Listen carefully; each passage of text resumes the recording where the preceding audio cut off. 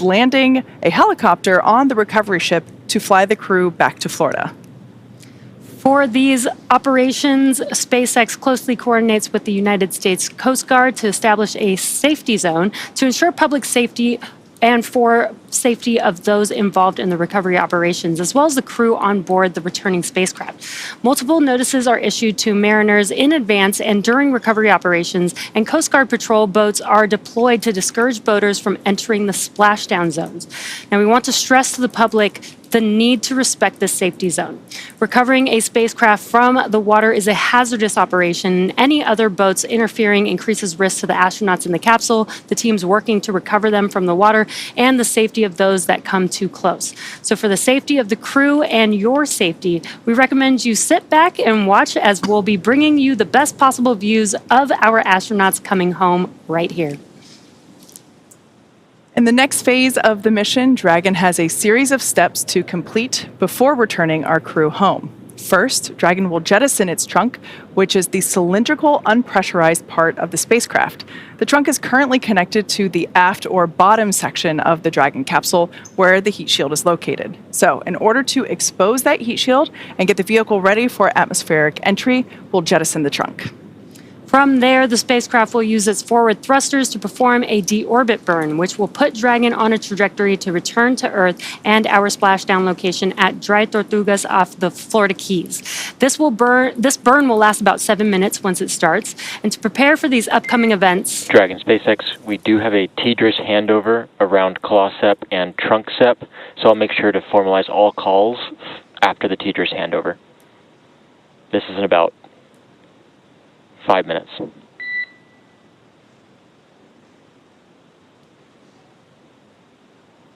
Yeah, copy that, SpaceX. We're tracking. and just some comms there from the ground to the crew to let them know that during the TDRS handover, we will lose some communication. So they're just informing them ahead of time, and they'll make sure that they'll communicate the comms after they gain communications back with the crew. So to prepare for these upcoming events, right now the Dragon capsule is doing a couple of things autonomously. One of these steps includes isolating the thermal control system fluid loops from the radiator. This system is what will help keep the internal temperature of Dragon temperate for deorbit sequence start.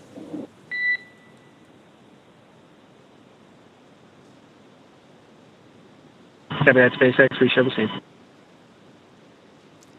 Great news, the deorbit sequence has begun. Again, this system is what will keep the internal temperature of Dragon temperate for the crew during reentry.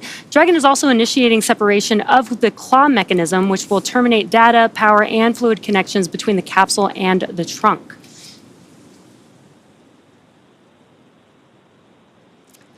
So that's a pretty exciting milestone. Basically, we have the trunk attached to Dragon for the duration of the mission. That provides power to the Dragon capsule and the crew. But once it's separated, now they're going to be ready to come back home, back down to Earth. Yeah, and all of these kind of, while they are choreographed and spaced out, they happen quite quickly. So I'm sure that the crew on board Dragon, you know, they've been in orbit for 5 days now. It's going to go by in a blink of an eye for them, most likely, and they'll be back here on planet Earth. Now, some information about Dragon for those who have not tuned into our Dragon missions previously. From the beginning, SpaceX designed the spacecraft for human spaceflight. While it can carry up to 7 passengers, right now it's only carrying 4. And it is the first private spacecraft to take humans to the International Space Station. In fact, this exact capsule that our Polaris Dawn crew is flying in first went to, or its first mission was the Crew 1 mission, and it went to the International Space Station. Oh, and look, our first views of the crew this morning inside Dragon Resilience. On your far left side of the screen is mission specialist Anna Menon. She is also the medical officer on board for this mission. To her left, or our right, is our pilot Scott Kidd Poteet. To the right of Kidd is Jared Isaacman. He's the commander of the Polaris Dawn mission. And on the far right side, at the other window seat, is other mission specialist Sarah Gillis. Both Anna and Sarah are our SpaceX co-workers, and it's been such a joy to watch them experience spaceflight through their eyes as SpaceX employees who, in their day job, have helped train other astronauts for their human spaceflight missions. And so it's just so incredible to see Sarah and Anna now having their own spaceflight. Yeah, I still can't believe it. You know, we got to see and talk to them this morning, and it was just so cool to see our SpaceXers on the other side floating in space. And I love the space hair. That was probably my favorite part. Oh, of course. So we are anticipating our Polaris Dawn crew to return and splash down about 12:36 a.m. Pacific time or 3:36 a.m. Eastern time. And they are splashing down off the coast of Florida. And we're very much looking forward to getting them home. I have ordered a copy of Anna's book, and I will definitely be asking her to sign it when she gets back. Oh, I definitely ordered one as well. SpaceX nominal trunk jettison. Copy that, SpaceX. We show the same and felt the same. All right, good news there.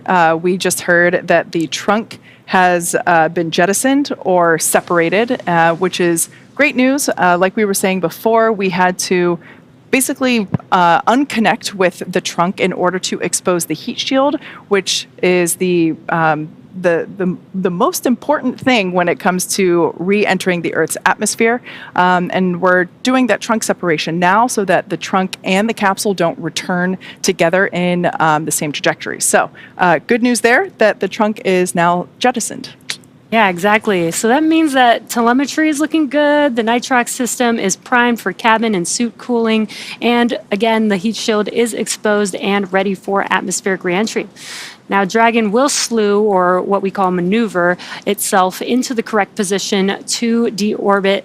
To do the deorbit burn here in just a few minutes. Now, for the deorbit burn, this is the last time that the forward Dracos, which are the 4 thrusters located on top of the vehicle, will ignite. The deorbit burn will place Dragon on a precise trajectory to return to the splashdown zone off Dry Tortugas in the Florida Keys and will last about 7 minutes long. Dry Tortugas is a new landing location for Dragon that our teams activated in a couple weeks just prior to the Polaris Dawn mission's launch earlier. This is the first time that we will be returning Dragon to the Dry Tortugas splashdown site, which is pretty exciting. I was personally very excited to hear this because I did a presentation about Dry Tortugas National Park when I was in middle school. So I knew exactly where they were going when I heard the name. Full circle moment there. Indeed. So we were talking a little bit about the different burns that the Dragon capsule does in order to deorbit and return to Earth safely. There are 16 Draco thrusters used to orient the spacecraft throughout the mission, including apogee and perigee maneuvers, as well as orbit adjustments and attitude control. For the deorbit burn, that only fires 4 of the Draco thrusters on the perimeter of the nose cone, basically located around the Skywalker that we saw in action during the EVA. And it was incredible to see that, but it's those 4 Draco thrusters that we saw there that are basically going to be doing all of the work for this deorbit burn. Each Draco thruster is capable of generating 90 pounds of force in the vacuum of space.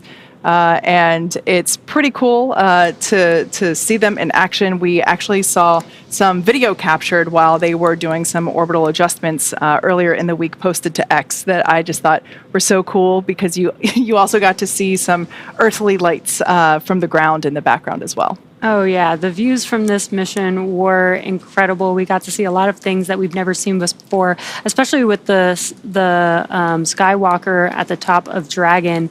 That's the same location as where those 4 Draco thrusters are, but just a new mobility aid that they were able to use during the spacewalk. Just a lot of cool firsts on this mission this week. Indeed. It has been a long week, that is for sure. It seemed like every day there was action happening, and we're super excited that they're going to be coming back soon and share more of their experience with us when they're on the ground. Once again, this view is looking inside of Dragon Resilience. it is making its making its way back to Earth.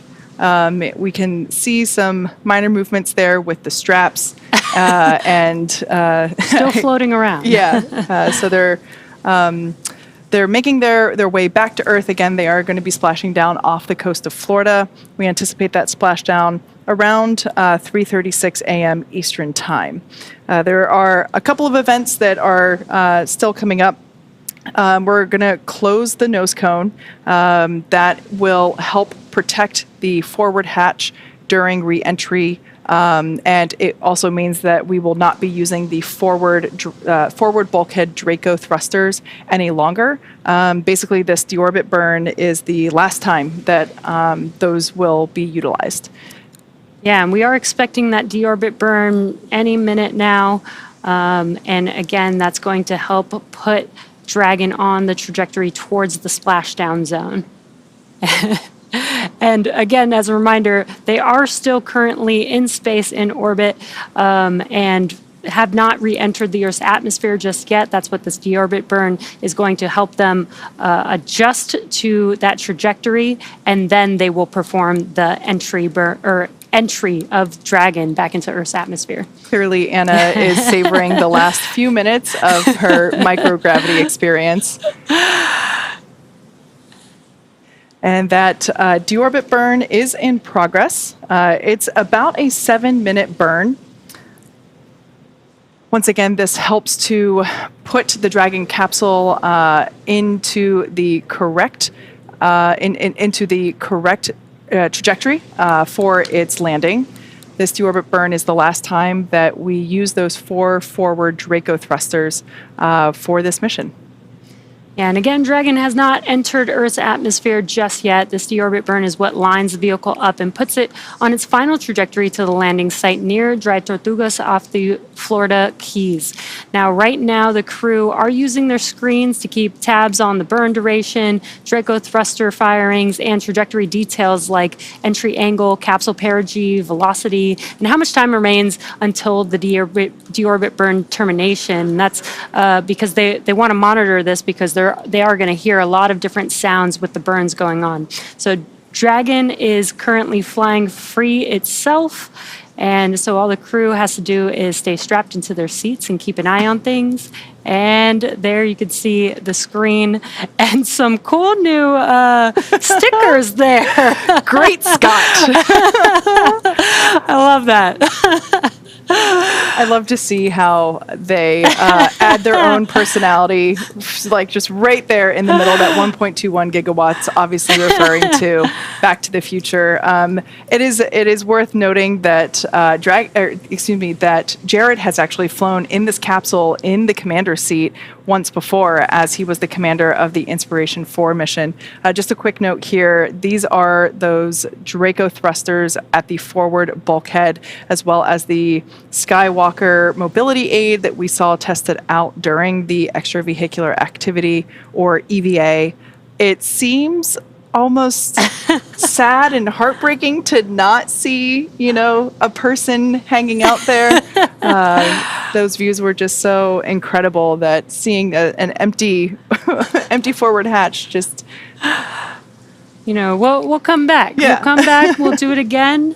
But what an incredible spacewalk we had earlier this week, and just some cool views that we had there from the nose cone looking back down on Earth. And again, as we mentioned, the crew is using their displays just to monitor. Dragon is fully autonomous, so it's doing all these maneuvers on its own, and the crew's just watching, monitoring, making sure they know when the burn is going and when it's going to conclude and how much time is left. And we do just have a few more minutes. Again, this deorbit burn, they're currently in the deorbit burn, and this burn should last just about 7 minutes, and we're about halfway through at this point.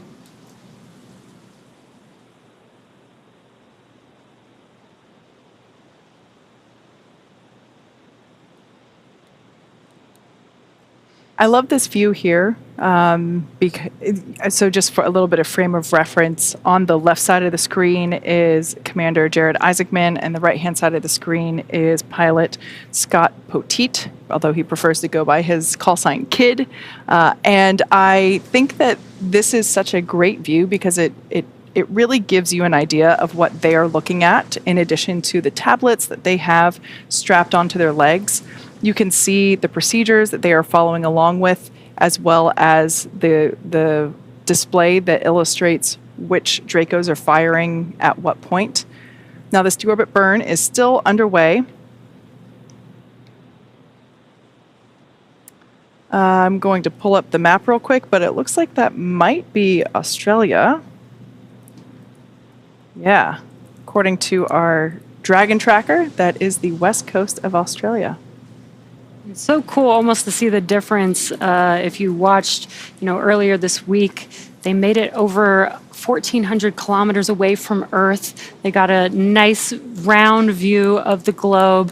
And now you can see that they're much closer to Earth with just a very small slice of Earth that they could see in that view.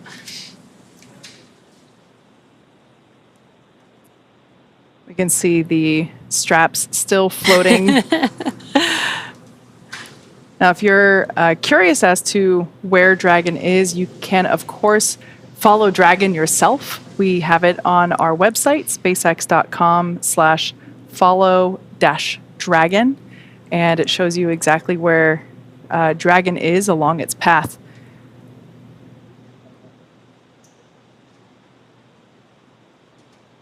Oh, and there's both.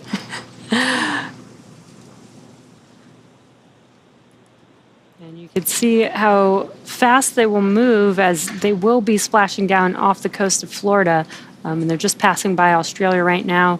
We do expect splashdown to happen in about 30 minutes or so.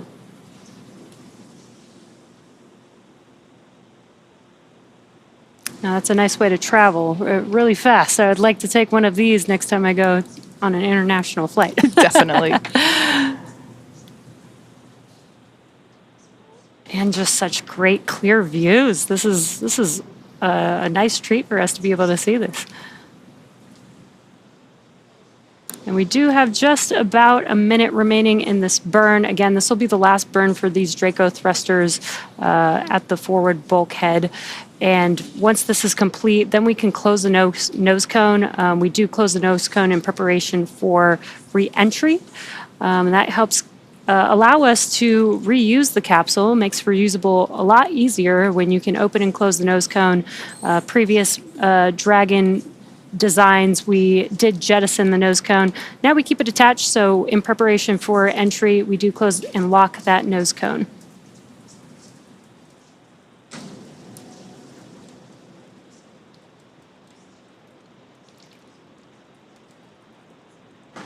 For those that have just recently tuned in, we have successfully separated the trunk from the Dragon capsule. And these are just such amazing views. Dragon SpaceX, deorbit burn complete, performance nominal, nose cone closure initiated. We show the same and tracking. Confirmation there that we had a successful and nominal deorbit burn. So we're now going to see the nose cone begin its closing process. It takes a couple minutes for this to fully complete as I think we can see some shadows moving here, which means that we're about to lose this gorgeous view. This is an incredible view. And as we mentioned earlier, the vehicle is doing a slew, so it is maneuvering to orient that heat shield a little bit more towards the Earth. And that helps prepare us for reentry. Yeah. And we can see that nose cone coming into view now there in the top left corner. Once it is all the way down, there will be some hooks that lock in to make sure that it is locked up, as Jesse had said earlier. Once again, we will not be using the forward bulkhead Draco thrusters anymore. Honestly, this view is just so cool to see everything that's happening. You can still see Earth. You've got Dragon maneuvering. You've got the nose cone closing. And you get to see the Skywalker mobility aid all in one.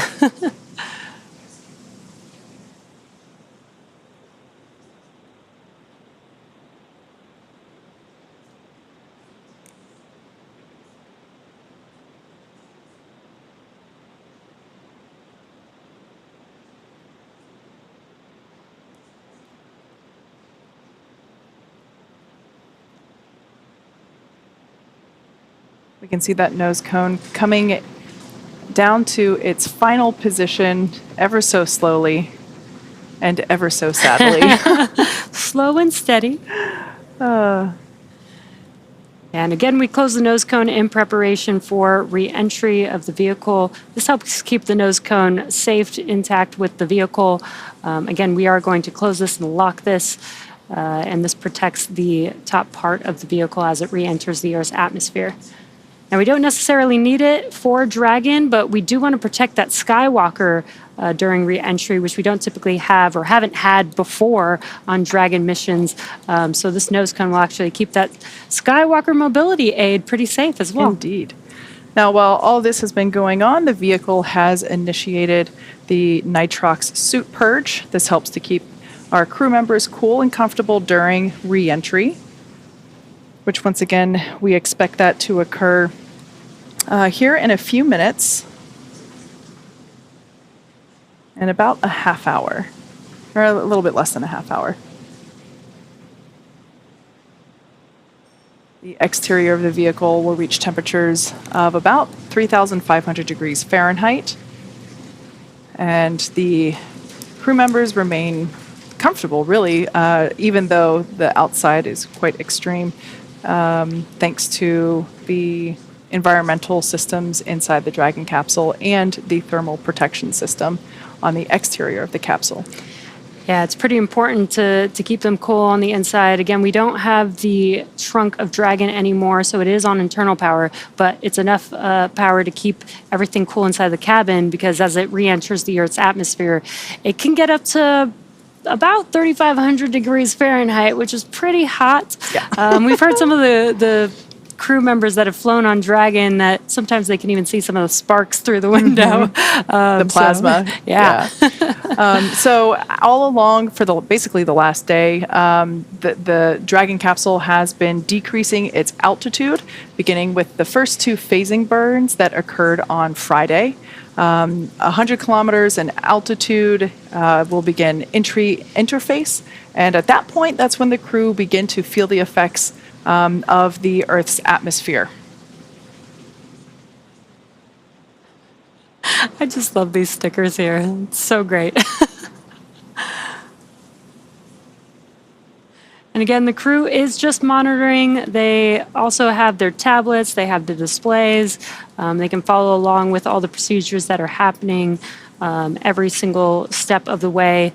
With everything that's happening with the burns, with the nose cone closing inside of Dragon, they'll be able to hear some different sounds. So being able to follow along with the procedures is really important so that they can connect the dots with the sound to the action that is happening outside of the capsule. At this point in time, we're just standing by to hear confirmation of the nose cone's closure. Once we get that information, that basically completes the first half of our deorbit process. Once again, these views live from inside Dragon Resilience, looking over the shoulders of our commander and pilot, Jared Isaacman and Kid Poteet. And currently they are traveling 17,500 miles per hour while they are still in orbit. But they will go down to about 350 miles per hour once the drogues deploy.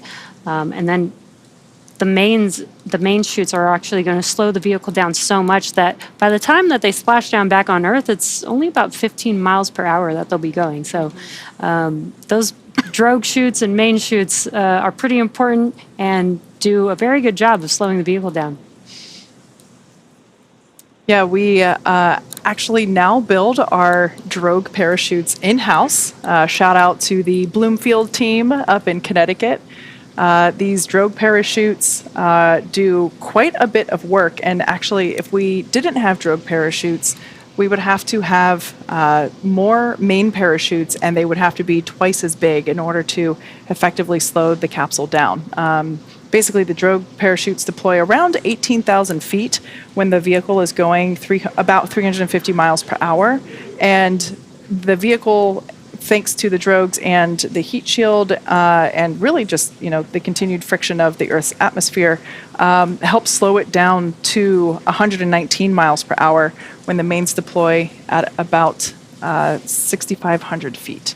So they're really important pieces of the Dragon capsule, and it's always so fun to watch them deploy. I can only imagine what it would feel like to be in the capsule as you're starting to feel Earth again, and then these things pop out and really slow you down.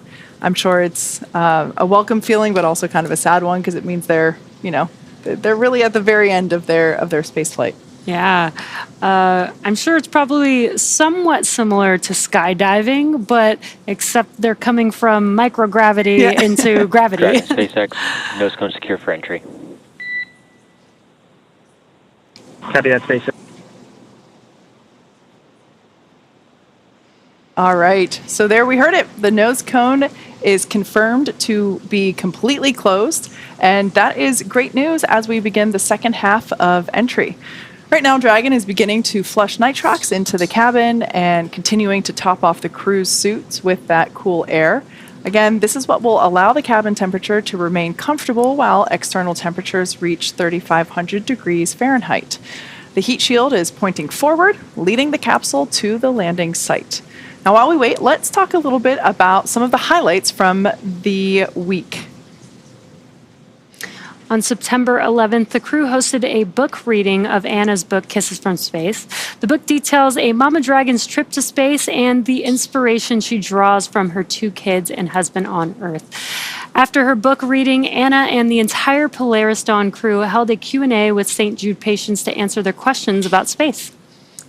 On that same day, orbiting Earth on board Dragon, the Polaris Dawn crew talked with families and representatives of Folds of Honor, an organization providing educational scholarships to spouses and children of America's fallen and disabled military service members and first responders. And just yesterday, the crew connected with Air Force cadets who helped train them for a week of solo skydiving at the United States Air Force Academy in Colorado. Yeah, and it's been a pretty jam-packed week, and those were just a couple of events that they, did while they were on orbit. But there's been so many experiments, so many records that they've been able to break. They hit the highest apogee since the Gemini 11 mission almost 50 years ago. They performed the first ever commercial EVA spacewalk. They flew and utilized our newly designed EVA spacesuits, which we designed in-house here at SpaceX. So just a lot of exciting stuff. Such a great mission. Pretty jam-packed to get all of that in just 5 days. Yeah. So I'm sure they're probably having a good time being able to relax right now as they come back down to Earth. Yeah, it has been an incredible week. And while in orbit, the Polaris Dawn crew hosted the first ever Space to Earth music moment. Fellow SpaceX engineer and musician Sarah Gillis performed on a custom violin the primary melody of Rey's theme from Star Wars The Force Awakens, which of course was composed by the legendary John Williams. Sarah was joined by youth musicians from around the world, all students in the International El Sistema program. Starlink satellites beamed Sarah's performance from Dragon down to Earth, and here's how it turned out.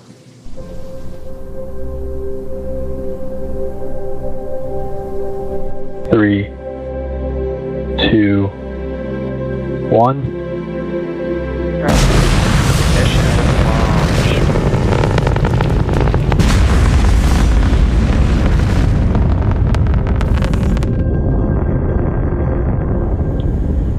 Welcome aboard the Dragon spacecraft. I'm Sarah Gillis, one of the Polaris Dawn crew members. As we travel around our beautiful planet Earth on this 5-day mission, we wanted to share this special music moment with you. Bringing together global talent, this performance symbolizes unity and hope, highlighting the resilience and potential of children everywhere. Here is Ray's theme by John Williams, brought to you from the stars.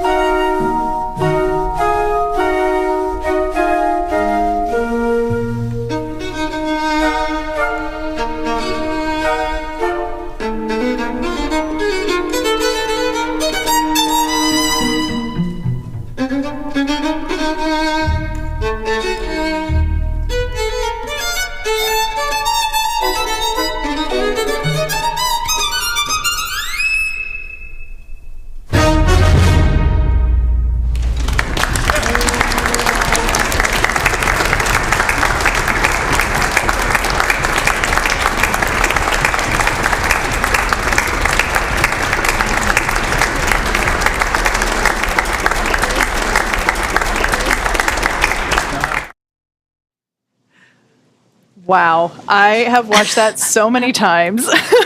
Literally watched, listened. I have a background in music, so watching this and seeing, how music connects people all around the world, and the fact that that is exactly what Sarah did with her violins, Yeah. connect multiple locations around the world, brought them all together. Orchestras, this Incredible. was an amazing symphony. Yeah. Seeing her do her thing in space is incredible. And the fact that she pulled on her existing music experience. Many of us here are musicians. It makes us better engineers. At least that's what I always thought about my music education. And it's just so cool to Sarah bring that to such a a massive platform, and in such a cool way. Yeah, like so impressed. I was speechless when I first watched it, but I think I've watched it like 6 times by now. For sure. So right now, we don't have views inside the cabin at the moment, but the crew, they continue their deorbit journey. As of right now, we have already separated the trunk from the Dragon capsule, and that allows us, and they've undergone the deorbit burn as well. And separating that Dragon trunk allows us to expose the heat shield. And so let's talk a little bit about the heat shield in greater detail. Dragon's primary heat shield is composed of PICA 3.0, which stands for Phenolic Impregnated Carbon Ablator. The first gen PICA was actually developed by NASA for studying and sampling comets within our solar system. SpaceX partnered with NASA to develop Pika X, which was the second generation product used on all Dragon 1 CRS missions that successfully resupplied the space station on 20 missions. Pika 3.0 was developed specifically for use on Dragon 2 crew and cargo, with enhanced structural and thermal properties that optimized the heat shield and drove down cost and mass. Yeah. The remainder of the Dragon capsule is composed primarily of a SpaceX proprietary ablative material, or SPAM. It's another class of thermal protection which is lighter weight than Pika and protects the underlying composite structure during reentry to ensure the structural capabilities are maintained. Yeah, while Dragon will experience temperatures well over 3,000 degrees Fahrenheit during peak re-entry conditions, the characteristics of the thermal protection systems, coupled with the environmental cooling and life support system in the pressurized interior, will ensure that the crew will stay cool and comfortable during all phases of re-entry through splashdown, because it does get very hot on the outside. Now, we caught up with the Inspiration 4 crew on what they were thinking and feeling about this during their mission. Coming back home is dynamic. It is exciting because you hit the atmosphere like a bullet. You're traveling 17,500 miles per hour, or Mach 25. And then when you hit the atmosphere, the capsule starts slowing down. And as a result, you get this G load that comes on you quickly, and then it's sustained. And at the same time, the Dragon's making these giant S-turns, which is, again, dialing into its location, but also slowing down the capsule. And for me, I was just sitting there like, this is fantastic. You know, that's what was going through my mind. Yeah, and there's that rhythmic pulse of the Draco engines that are steering you and orienting the Dragon capsule in the right direction. And that's all you hear until the parachutes deploy. You see the light change through the windows because it is making those S-turns. And you don't hear the wind go by until you get to about 50 kilometers up, and that's when you start to hear the rush of the wind, even though you start to feel those G's pretty early. And what's really cool about it is that as soon as you hear that pop of the pyros putting the drogue chutes out, the Dracos go silent. And that is an eerie but calm feeling. Do you remember feeling that when the parachutes deployed, all of a sudden the Dracos just shut off and now we're just there? Not until you mentioned that. I'm glad you remember that. I know, but I just remember the feeling of relief of being like, yes, the drogues fired, and then the mains, because Jared had his hands on the buttons in case there was something that, we needed it. And it's a dynamic, interesting time of reentry. I'm not gonna lie, I was nervous for reentry. Okay. Just, launch, you're so excited because, 8-9 minutes, I'm going to be in space. But then reentry was more intimidating for me. And then it was also it was more dynamic. It was more intense physically after you'd had no days of zero gravity, and then you started experiencing the G's again, and then you're up to 4.5 G's. It's really intense. You're just trying to breathe. And when the parachutes come out, it sounds like explosions. It is. The pyros go. Yeah. And then you're waiting, but it's such a relief. You're really happy to hear those explosions. You really are. Yeah. And I just remember when we started entering the atmosphere, I could see fire from the window, and it was cool. But whenever we hit the water, it was just intense relief. I think one of my favorite moments, though, is right before, we're all strapped in and we're working our way to our descent. And then that's when Jarrett was like, well, I want to give you guys something to look forward to. So let me tell you about our splashdown party once we get back. Because he kept it a secret. He kept it a secret. And then I kept thinking, you're telling us now as we're going into the most dynamic part of flight? But that's Jarrett. He's like, let's calm down. It's all good. And let's share some exciting news to look forward to. Mm-hmm. Some awesome words there from the Inspiration 4 crew. I should say the Inspiration 4 crew that isn't currently on board the Polaris Dawn capsule. So Jared also commanded the Inspiration 4 crew, as well as our current Polaris Dawn mission. And in fact, this capsule is the same one that the Inspiration 4 crew flew in as well. So we heard it from the experts. Re-entry is interesting. Yeah, it was really cool to hear, they're different. Each one had a different insight. Haley was, this was the more dynamic portion that she was maybe a little bit more worried about. And Chris talking about how the Draco engines go silent. Yeah. Just love hearing the thoughts from that experience. Yeah. Now, very similar to the Inspiration 4 crew, the Polaris Dawn crew did a ton of research while they were on orbit. So many science and research performed, about 36 research studies and experiments from 31 partner institutions designed to advance both human health here on Earth during, as well as in space during long duration spaceflight. There is a great opportunity for these individuals to really bring another element of research to issues and health concerns that we have here on Earth, and that's pretty great. We have had a full complement of research, an action-packed schedule for this mission. We've had about 40 science and research experiments that we have been tackling, and they span all sorts of genres, and we're really excited to talk to you about a few of them today. So right here, what you see, this is a butterfly ultrasound device. And it's really neat because it can work with an iPhone or an iPad or just any sort of tablet device. And so it's really portable and you can take it anywhere, even to space.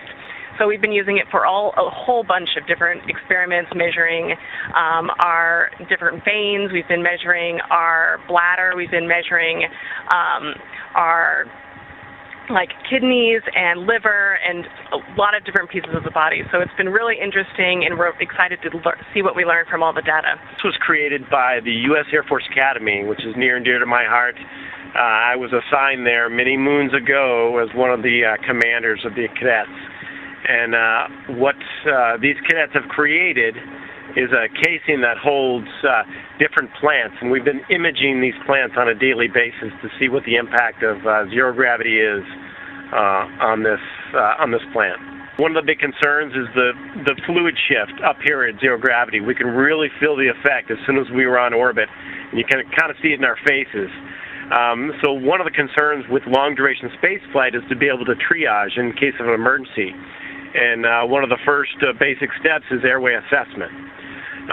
So we volunteered to do some imaging of our airway. We did this experiment before flight, during flight, and then we'll do it post-flight.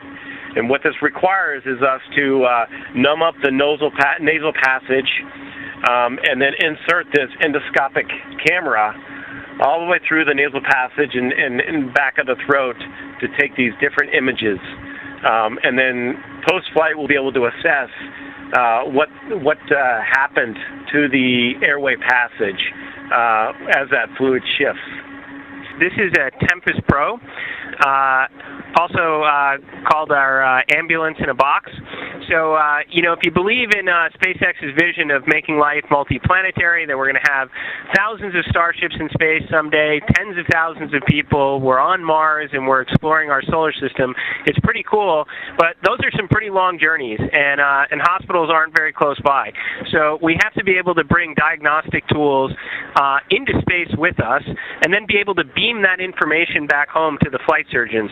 So just yesterday, we hooked up all sorts of cables to this, this, so blood pressure, SpO2, respiration, EKG leads, and basically we're able to capture a number of vital signs and test it out. And then today we actually did a full-blown medical simulation of what could be a very likely medical situation that could develop after an EVA, and then was able to beam a lot of this information home via Starlink to the flight surgeons in mission control. So I really am excited about it because it's this kind of technology that's going to be needed, to kind of further humankind's ambitions to explore among the stars. We've been collecting data kind of every day, looking at the changes in our vision over time in space. We also have an experiment from CU Boulder that we did shortly after arriving on orbit, where you actually put a contact lens into your eye to monitor the pressure change over time. And there's a picture of Jared. He has the contact lens in his eye that's sending pressure data over 12, 24 hours to a sensor. But he really looked like a rogue space pirate with his eye patch kind of covering it, so he didn't have to have some vision changes from that lens. But it was quite a look up here for the space pirate. So cool to see them talk about their different science experiments. And if you notice, they were like letting go of some of the stuff that they were holding. It's just floating there. Chaos. But in addition to their science experiments and research experiments that they did on September 12th, while traveling in a 184 by 732 kilometer orbit around the Earth, the crew performed the first ever commercial spacewalk. Extravehicular activities, or EVAs, are activities performed by spacesuited astronauts outside of their spacecraft in orbit of the Earth. They are generally performed for service, maintenance, repair, or replacement of space equipment. Yeah, it was so incredible to see this live and see them going through and testing, going through their test matrix for the suits. Now, an extravehicular activity usually begins with depressurization of the airlock or space module and then ends with repressurization of that space module or airlock after crew member ingress. But because Crew Dragon doesn't have an airlock, the entire cabin was actually depressurized, and all 4 astronauts on board participated in the spacewalk. It was Sarah. SpaceX Dragon. Our tablets are secure, restraints are tightened, and our visors are down. SpaceX copies for crew entry prep. All right, good news there. That was Jared letting us know that their tablets are secured and the visors are down, which then creates that complete system for the spacesuit for them to basically be ready for the more dynamic parts of the reentry phase, which is coming up soon. We are about 7 minutes away from the anticipated loss of signal. But getting back to the incredible spacewalk that Sarah and Jared and Kid and Anna performed, it was actually Sarah and Jared that took turns actually exiting the spacecraft while Kid and Anna supported from the inside. Overall, the spacewalk lasted 1 hour and 46 minutes from the time that the cabin air was vented to when it was repressurized once again. So it was incredible, and the first commercial spacewalk is certainly a moment to remember. So now some Dragon facts in terms of the Dragon capsule overall. Like I said earlier, it's designed from the beginning to enable human spaceflight, even though we started just with cargo spaceflight. It can carry up to 7 passengers, but for today, we've got 4 crew members on board, and it is the first private spacecraft to take humans to the International Space Station. It's also the first private spacecraft to take an all-civilian crew to orbit, and that was this exact Dragon capsule, Dragon Resilience, that, of course, was the inspiration for mission.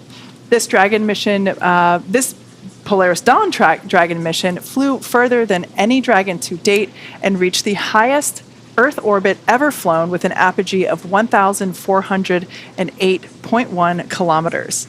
Dragon has performed 47 total launches, including Polaris Dawn, 14 crew missions, including Polaris, 5 of those being private astronaut missions and 9 being NASA missions. We've had 42 visits to the International Space Station, 25 missions utilizing a reflown or a refurbished Dragon capsule, including Polaris Dawn. And like we mentioned earlier, this is the exact same Dragon flown on the Inspiration 4 mission. Dragon SpaceX. 5 minutes until predicted comm blackout. See you on the other side. Copy that, SpaceX. We're tracking the same. Talk to you soon.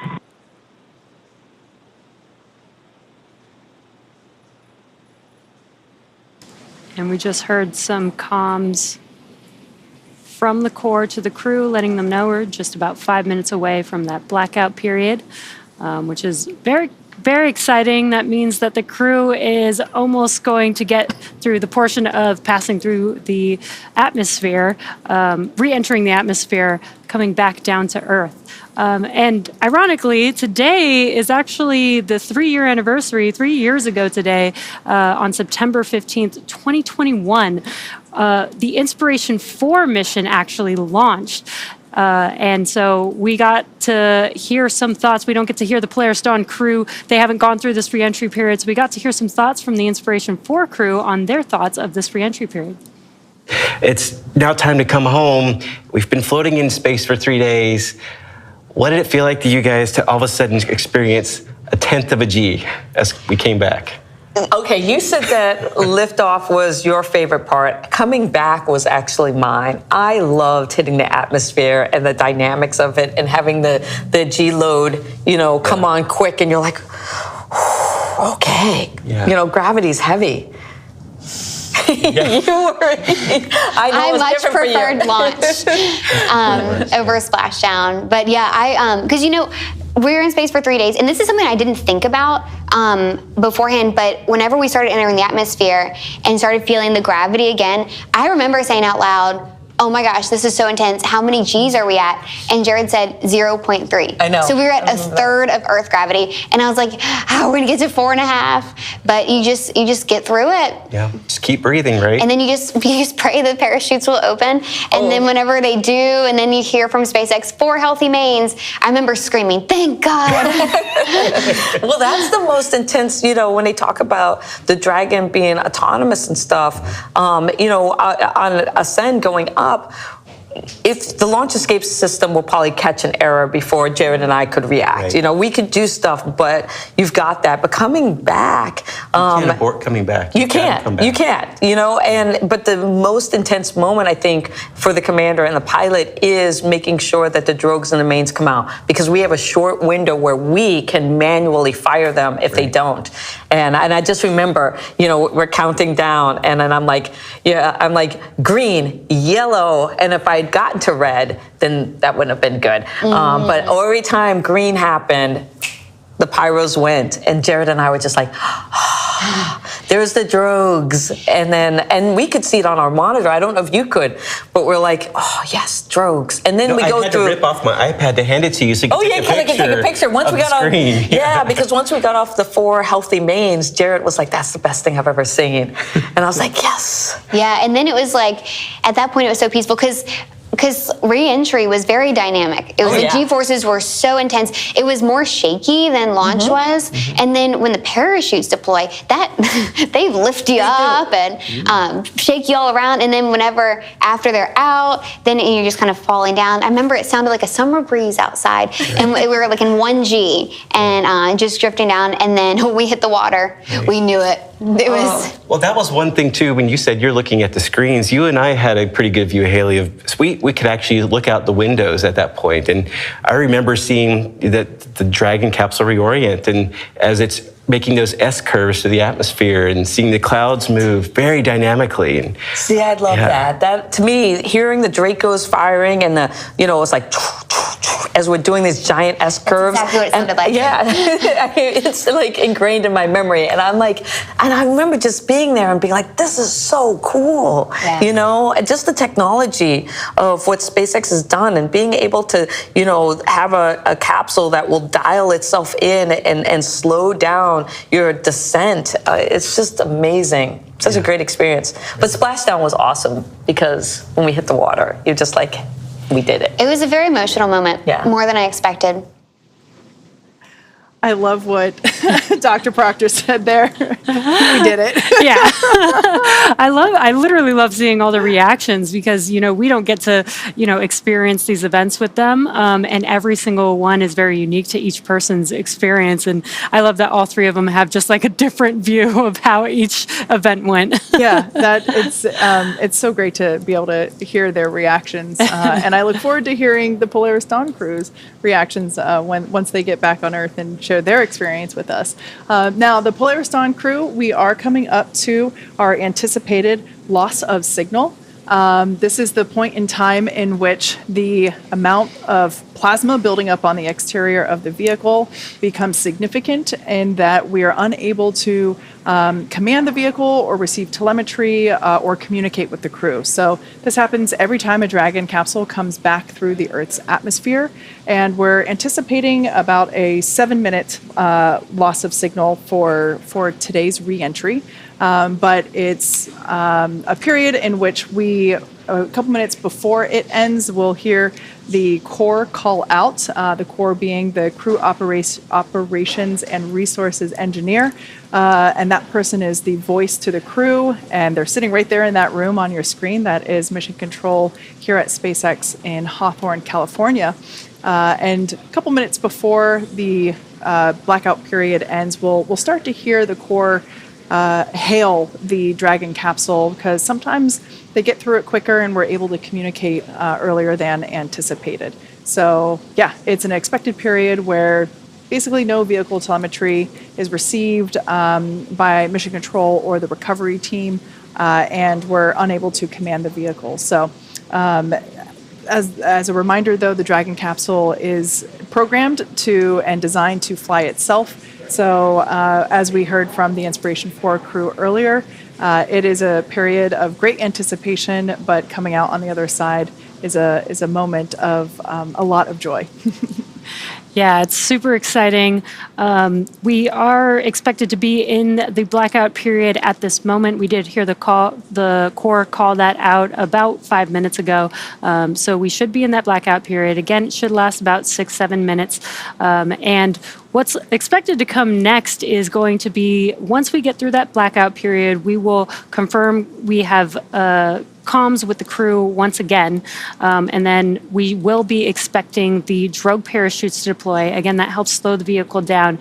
They've been flying very fast in space at 17,500 miles per hour. Those drogues are going to slow down the vehicle to about 350 miles per hour, and then the 4 main parachutes will deploy and slow the vehicle down as it's making its way back down to Earth, and should touch down at around 15, 16 miles per hour. So these chutes are very, very important to help keep the vehicle slowly moving towards the Earth, scrubbing that velocity as they've been moving very quickly.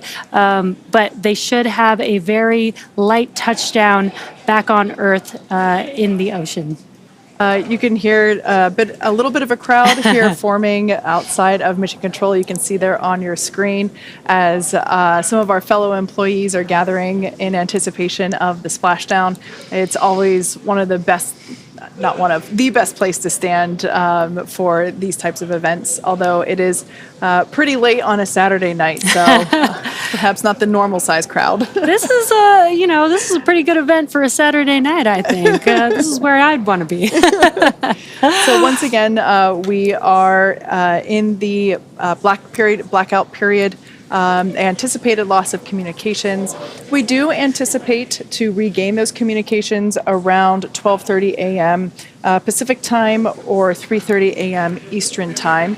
Just after that, as Jesse was saying, we'll see the drogue parachutes deploy about 2 minutes after, and then about 2 minutes after coming back from the blackout period, we'll see those drogues deploy, and then just a minute later, we'll see the main parachutes deploy. So, as we said earlier, this is a series of events that when you start, it seems like, oh man, it's going to take a while, but they do happen in rapid succession. and I just noticed there's a turtle inflatable down in front of Mission Control in celebration of our new landing location at Dry Tortugas. Yeah, I love that. Celebrating our new splashdown zone, welcoming the Polaris Dawn crew home.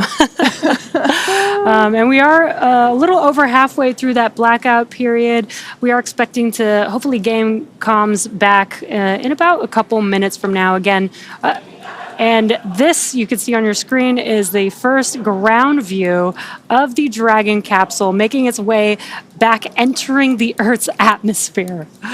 I love this view. It's so fun to watch this. I can only imagine what it would be like to watch it with our own eyes. This thermal view in particular is really cool because you can see the trail behind it.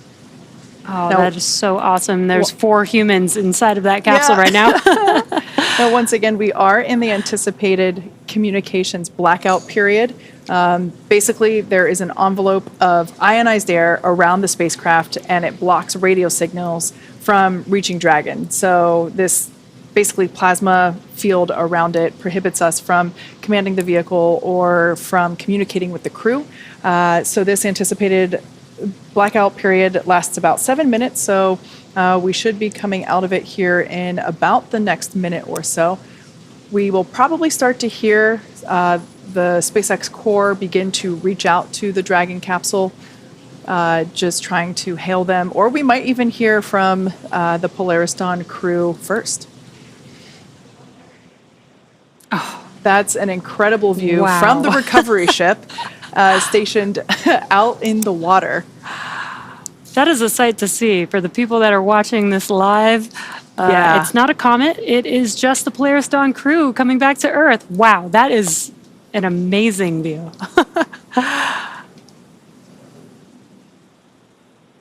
Once again, we expect this blackout period to end in about a minute. Another view of the Dragon SpaceX comm check.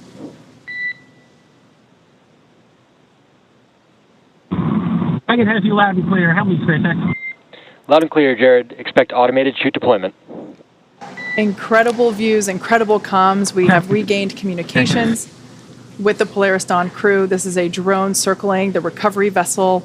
And that little white dot, I should start, the big white dot on the right, obviously the moon, the little white dot there in the center of your screen is the Dragon Resilience vehicle making its way, its final few kilometers back down to planet Earth after spending 5 days in orbit. Wow, just some epic views tonight. You can hear the crowd here in Hawthorne getting excited. We've confirmed that we have comms with the crew. Dragon SpaceX, GPS converged. Expect nominal altitude for drogue chute deploy. Copy that, SpaceX. We show the same and tracking.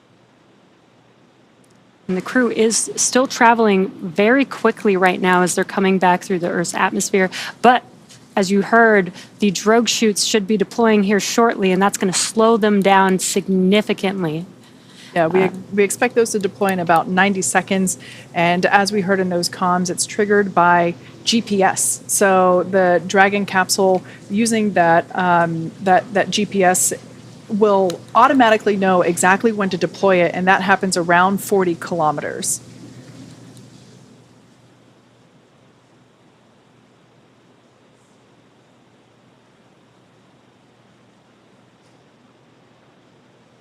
Once the drogue parachutes deploy, about a minute after that, we'll see the main parachutes. And it's pretty incredible that we only... We can see seat rotation now underway. This helps put the crew in a more ergonomic position in anticipation of splashdown. Brace for drogue window. Copy, we're bracing. Should see those chutes deploy here shortly. And you can see the crew bracing. As instructed. For the change in velocity.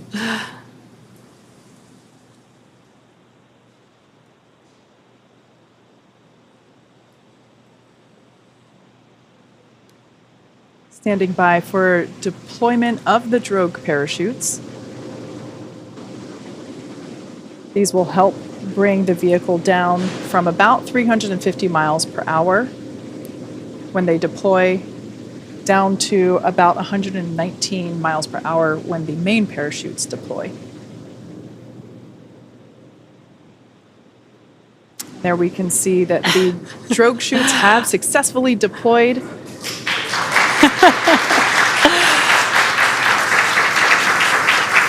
It's a great thermal image. And that view is from the actual basin where those drogue parachutes are located. Dragon SpaceX visual on 2 healthy drogues. Copy that, SpaceX. We show the same. These drogue parachutes help to stabilize the Dragon capsule and get it into the right orientation before those main parachutes pop out, as well as providing that initial deceleration. This is such a great thermal shot of the Dragon capsule. You can see it turning a little bit with the drogue parachutes. And there are the 4 main chutes now deployed. They'll slowly open up to their full deployment here in just a few seconds.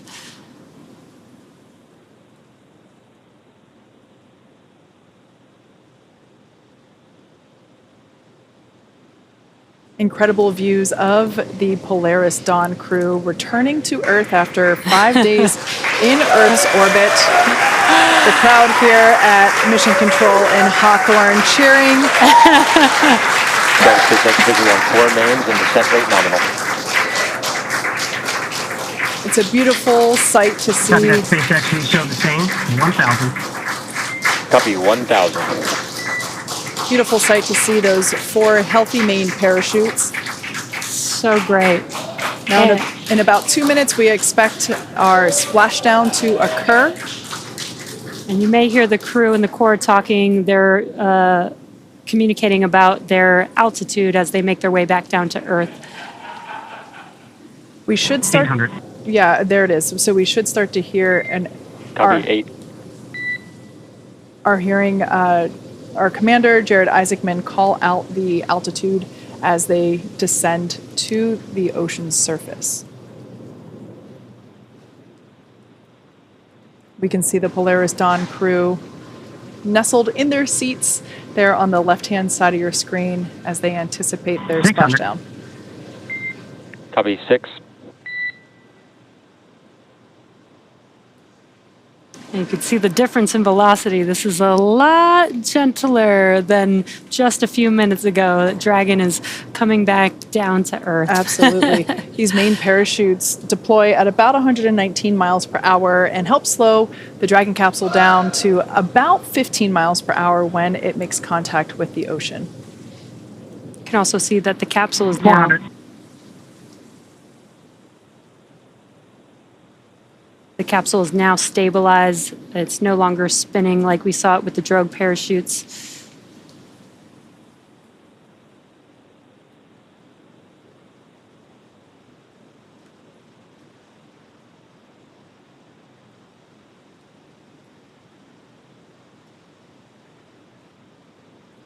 $200. We're bracing. Copy 200 embraced. Bracing for splashdown. That will be the final call we hear from Jared until contact with the ocean surface.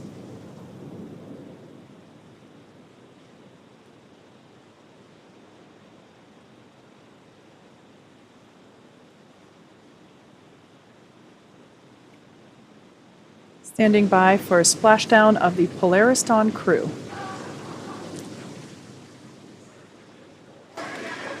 And there you can see. Perfect copies, we see splash. As you can see on your screen, and by the cheers behind us, the Polaris Dawn crew has successfully splashed down. Welcome back to planet Earth, Polaris Dawn. SpaceX recovery team now moving into place to begin the process of strapping the Dragon capsule up with the necessary rigging in order to lift it onto the recovery vessel.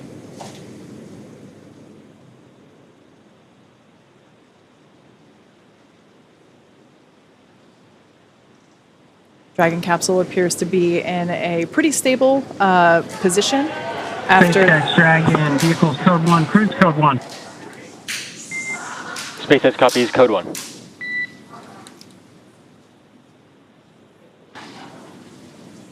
Now, the recovery teams have been ready and waiting about 3 nautical miles away. So it's going to take them just about 30 minutes to make their way to Jared, Kid, Sarah, and Anna, who are currently inside of the Dragon capsule that you see there on your screen, back here, home on Earth.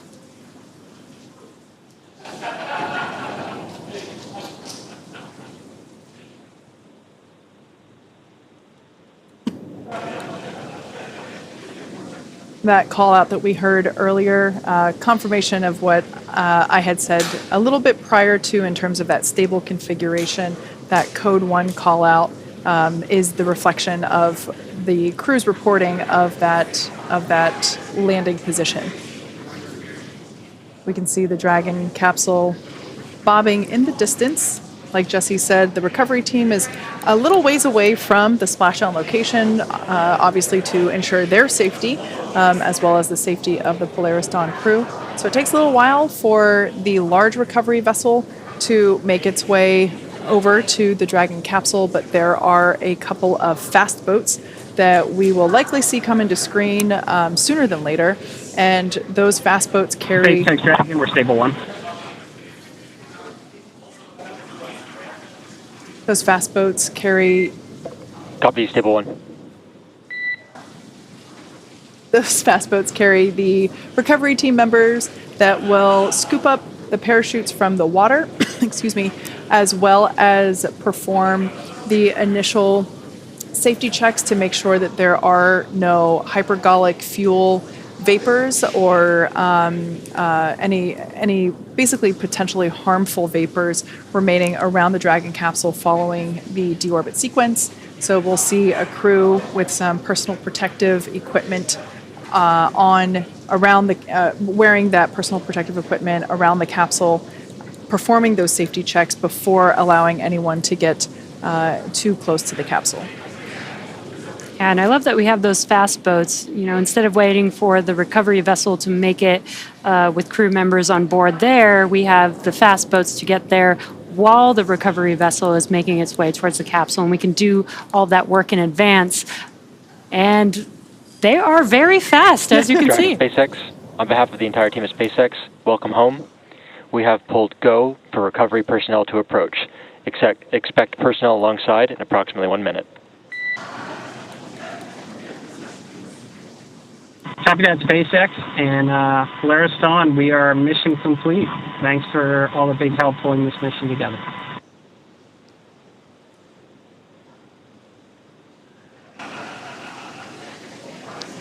Now, we did see a jet ski pass by. That jet ski has a couple recovery folks on board.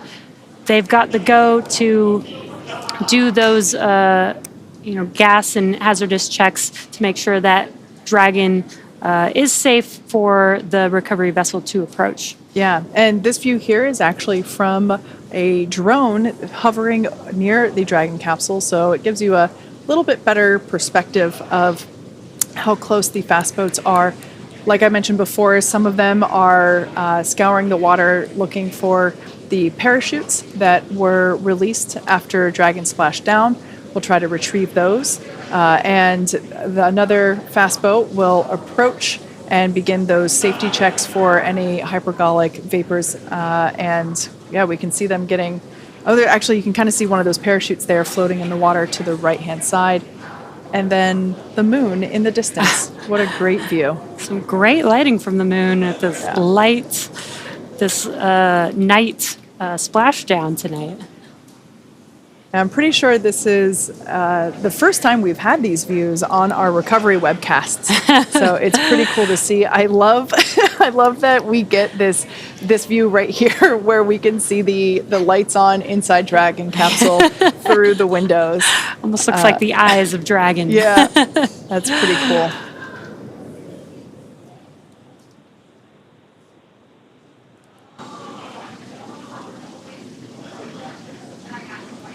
So the fast boat that is closest to the Dragon capsule, that is the crew that will begin. Yeah, you can see with the stick there, that is basically a hypergolic detection device.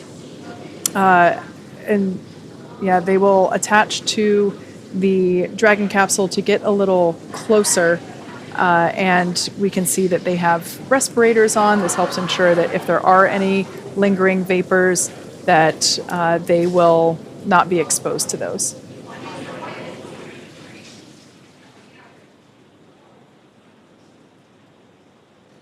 Now, the recovery team, just like the Polaris Dawn crew, they perform quite a bit of training in order to be able to perform these activities safely.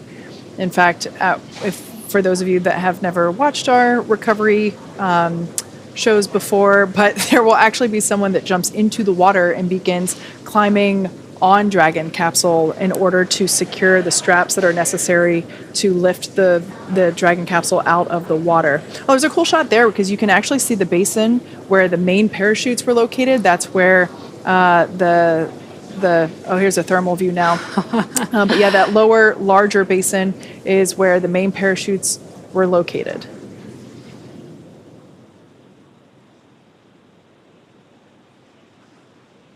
A Dragon capsule definitely looks toasty, having come back through the Earth's atmosphere. A little bit toasty there. It was a little hot coming back. Yeah. And again, right now the recovery team is ensuring the safety of the crew, making sure there's no hazardous gases around the vehicle. They're pulling the chutes out of the water. Which is what that thing is below the Dragon capsule there on the bottom right-hand side of your screen. It is not a giant squid. I love how there are lights on these boats. Maybe not there. Actually, I take that back. I don't think it's lights on the boats. I think it's lights with some of... Dragon SpaceX, hypergol sweeps, and unfired ordnance checks nominal. Rigging in progress, approximately 5 minutes until capsule lift. Stand by for PMC. Copy that. 5 minutes for capsule lift, and glad all the checkouts are good. All right, great news there, letting us know, and we can see that the crew members have basically taken off their respirators, allows them to work a little bit more efficiently. Also heard that the crew will have their... Dragon SpaceX for PMC. PMC standing for Private Medical Conference, so this is an opportunity to check in with... We'd like to try and do the PMC in 10 minutes, 10 minutes, looking for crew to be okay with that wait.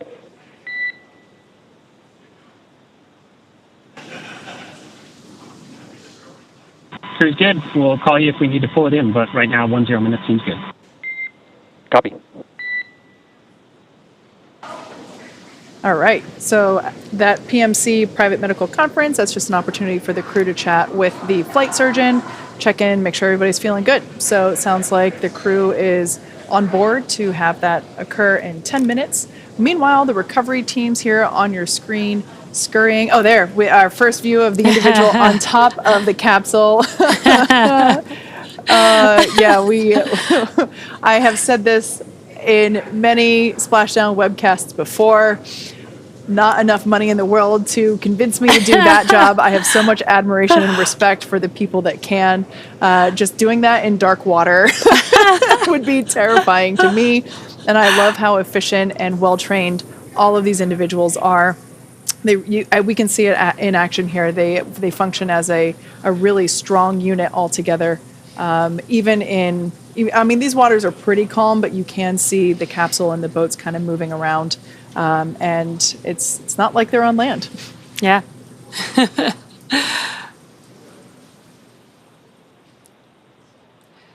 And yeah, Kate, I mean, at least they are near the Florida Keys. They probably got some pretty clear water, even though it is nighttime. I wouldn't mind, jumping on top of the capsule and trying to rig up the Dragon capsule there. It looks like a pretty fun job, actually. Yeah, I think nighttime would be a hard no. Daytime, maybe. Dragon SpaceX for PMC. Go SpaceX. All right, we're actually ready to do a PMC now, so I'm going to be privatizing Dragon to ground. You'll next hear from the ship surgeon. Copy that, SpaceX.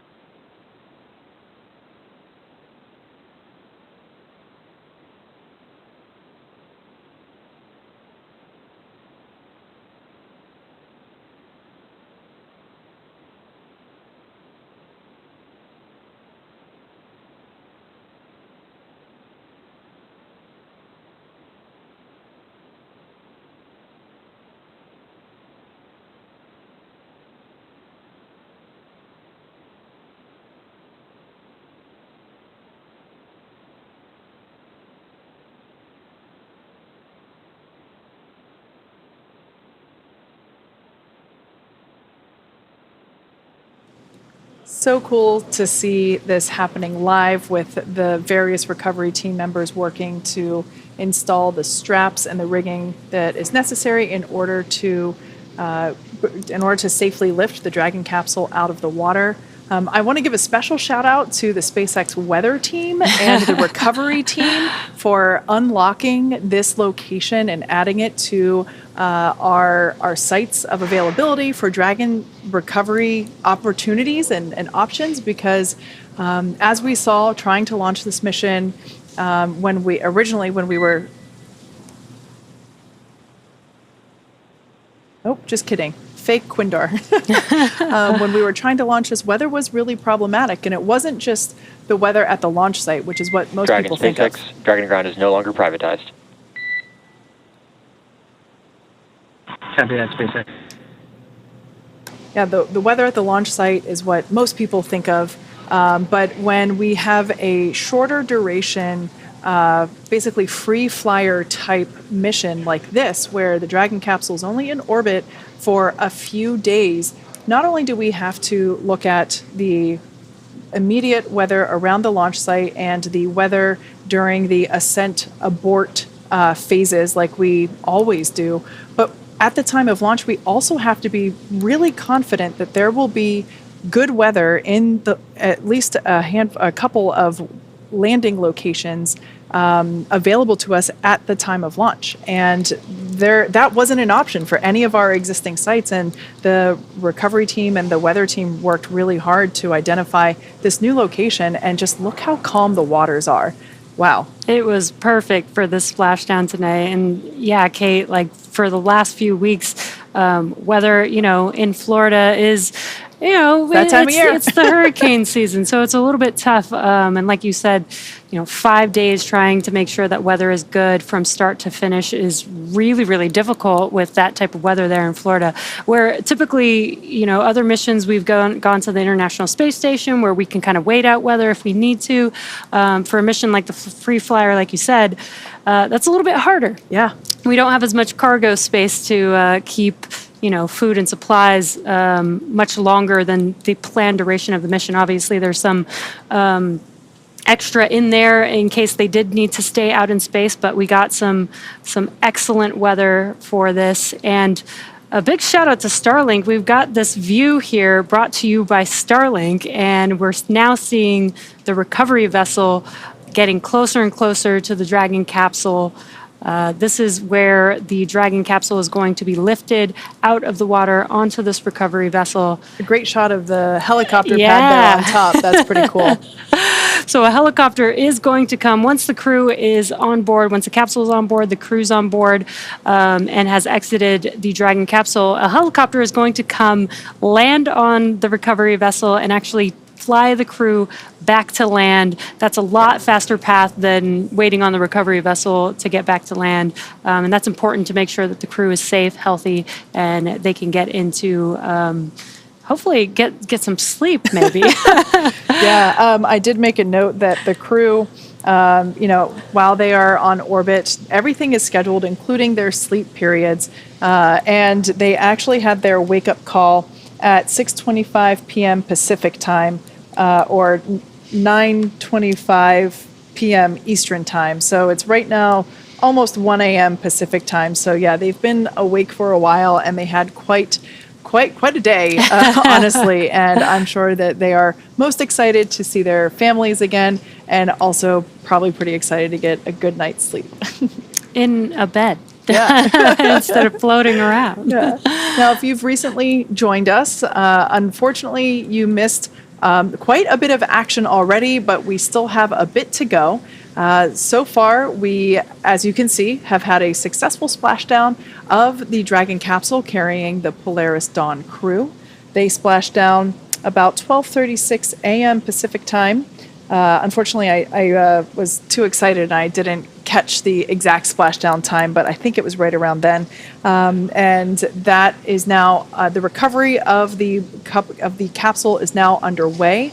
This view is of the recovery team in one of those fast boats. We can see some of the recovery crew members working to place the straps and the rigging around the capsule that will be used, excuse me, to lift the Dragon capsule out of the water and onto the recovery vessel. And from there, the crew members the recovery team members will open up the side hatch, and that will be the first breath of fresh air that this crew has had since they lifted off. Let's see, 5 days ago. Oh, man, this week has been such a blur. I guess that was Monday night, I think. A Monday night for us, yes. Yeah, okay, thank you. So yeah, it's been quite a few days, and once that hatch is open, we will then bring each crew member out one at a time. They will then head up to the medical deck and have an in-person checkout with the flight surgeon, or excuse me, the flight surgeon that is on the ship, so the ship surgeon. And yeah, from there, they'll get on that helicopter that you mentioned. Yeah, and the flight surgeon will be the first to greet the crew once that hatch is open. And they'll help the recovery team and crew will help them exit the Dragon capsule if they need to. And we actually, again, 3 years ago today, the Inspiration 4 crew lifted off and did their 3-day mission in space. So we'll get to hear some of their thoughts on what that was like exiting the capsule for the first time coming back down to Earth. It was a really kind of a bittersweet time. Like, we knew we had just completed all these different milestones. We had done all that research. And I know Polaris Dawn, they have so much more research they're going to get through. But we had just got down into the water, and now we're just sitting there waiting and waiting to come out and then go on to the next thing, right? And how do we take this story? How do we take this experience and share it with everybody that's been experiencing it with us, which they were. They were watching us the entire time, which I think was amazing. We had so many people donate to St. Jude during our flight. That was one of the most incredible things to learn about. Yeah, later that night after splashdown, when we found out we surpassed our $200 million fundraising goal, I remember I just couldn't stop crying. I was just so happy. And I love the fact that, our families heard the sonic boom of us coming home. It's like we announced, here we come. I'm glad they knew that was a good thing. Yeah, that's right. But my brother, Hayden is an aerospace engineer. He was like, yeah. He was so excited to hear that. He knew exactly what it was. And we were the first SpaceX crew to splash down in the Atlantic. So we were the first crew to cause a sonic boom back over Florida since the shuttle stopped flying. Yeah, I know. Such a special moment, Right. And I just remember getting back onto the boat and and then working on opening up the side hatch for the first time, and Anil being there to welcome us. And welcome home, Earthling. I'll never forget that. And I think about the fact that Anil got to greet us, and now he's a NASA astronaut, and the fact that Anna gets to go and have that experience. And during all of this, she was with our families. Yes. She was supporting them, and all of them were supporting our mission. So Sarah was in mission control. She was chatting with us for launch and in space, and she had trained us to that point. And then Kid was one of the first faces that we saw back on Earth. He had been there every step of the way. And with fried chicken. Yeah, I was ready for some Earth food when I got back. I thought that was funny because you were like, fried chicken. I just remember you kind of like hanging out of our mouths as we were diving. Yeah, there's this photo in I'm still like getting used to gravity again, which we had been there 3 days. I didn't think it'd be such a readjustment, but I'm laying on this stretcher. I've been eating fried chicken and it's all over me. And I didn't even sit up. I was like, I don't care. I'm so happy. I remember Anil coming in and being like, you know, to help us get out of our suit, out of our seats, and thinking, I've got this. I've got to be like, you know, this is going to be my Phoenix Rising moment coming off of the spacecraft. What were you thinking when you first got up on the land and, it was onto the boat and the camera's there and you're standing? I know. I felt like I wanted to have a good show as well. But the problem I had was that the boat started rocking. Yeah. And now all of a sudden I'm unsteady. And so I look like this, you know, this kind of elephant who's learning how to walk for the first time. I was really excited to be back and to go see everyone and share the story. And I felt great. I felt awesome. And I looked at you guys coming out too, and you were just strutting your way on to the next section. And then Jared, of course, followed behind me. Oh yeah, Jared was last out.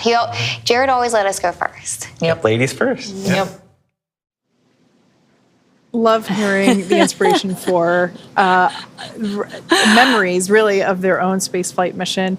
I'm sure that the second time around for Jared will feel a little bit different. He, had flown on the Inspiration 4 mission, as they were mentioning, and this is a cool view because we can start to see how close the recovery vessel is to the Dragon capsule. We still have the fast boat there working to install the straps that are required to lift the vehicle into that nest that you see there on your screen.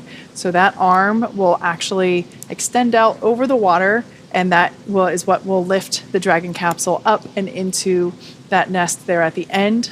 That nest will then translate to the forward end of the boat, the recovery vessel, and that's where we'll let them hang out while we open up the side hatch. Oh, wow. That is just an incredible view. Some great lights, some clear water.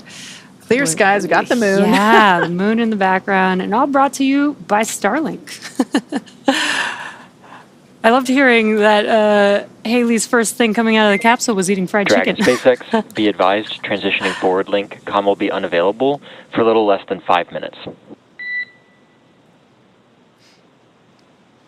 Copy that, SpaceX. Yeah, getting some fried chicken fresh off the Dragon capsule. And also another cool full circle moment with Anil, that is Anna Menon's husband, was the flight surgeon that greeted the Inspiration 4 crew, which is really cool. And now Anna has completed her mission in space. Just so cool to see that full circle moment. Again, I can't believe this is all happening on the same day that the Inspiration 4 launched 3 years ago. That's pretty cool. Yeah, so we can start to see the recovery team getting closer to the Dragon capsule, one of the fast boats there in the background, as well as the capsule itself coming into view. This arch, rather, that you see in a perfectly vertical position, that will actually extend out to about 45 degrees or so. And it will happen quite quickly. Basically, once all of the straps are in place and secure and tight, that arm will extend. You can see a protective buoy there at the end of the vessel to help make sure that nothing comes into contact with the Dragon capsule. But once those straps are attached and that arm, that hydraulic arch is extended out, the Dragon capsule will actually be lifted up and out of the water pretty efficiently and placed into that circular basket-looking thing, or what we call it a nest. And that is basically the landing point for the Dragon capsule. You can see it has a bit of a concave shape to help support the similarly concave shaped heat shield at the bottom of the Dragon capsule. And once the Dragon capsule is in the Dragon nest, it will translate and move forward towards the front of the boat, actually more towards the middle of the boat, to a platform. As you probably can see on the Dragon capsule, the hatch is about in the middle of the Dragon capsule. So there is a platform for when they open up that hatch that it is very easy to exit the capsule to the platform.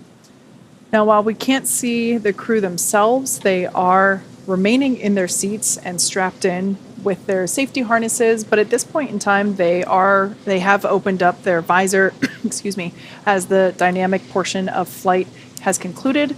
We do continue to flow some cooled nitrox or nitrogen oxygen air mixture in through their suits to help keep them comfortable during this phase. But they are also at this point in time allowed to retrieve their water bottles, which had previously been stored for reentry. So yeah, they're able to stay cool and hydrated and just hang out and enjoy the last few minutes within their home for the last 5 days.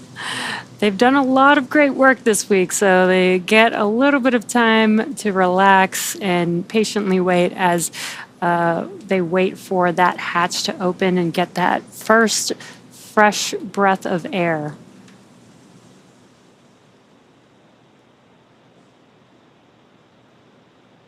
Again, just some great views here. This is the recovery vessel with the helipad on top of it. Again, a helicopter is going to land on that pad there, board the crew, and take them back to land very quickly, back to their families and friends that'll hopefully be there to greet them back to Earth. I love this drone shot that we have. First time we've had a view like this for our recovery operations, and it's... Dragon SpaceX, com check. Dragon, as you loud and clear, how many? Loud and clear, forward link transition complete. Copy that, SpaceX. All right, we can see the recovery team continuing to pull the Dragon capsule a little bit closer. There's still one individual there in the bucket where the main parachutes are stored during flight. You can also see at the top of, basically at the top of what is the side hatch, there's another bucket, and that's where the drogue parachutes are located. Dragon SpaceX, rigging complete, approximately 5 minutes until capsule lift. Copy that, 5 minutes till capsule lift.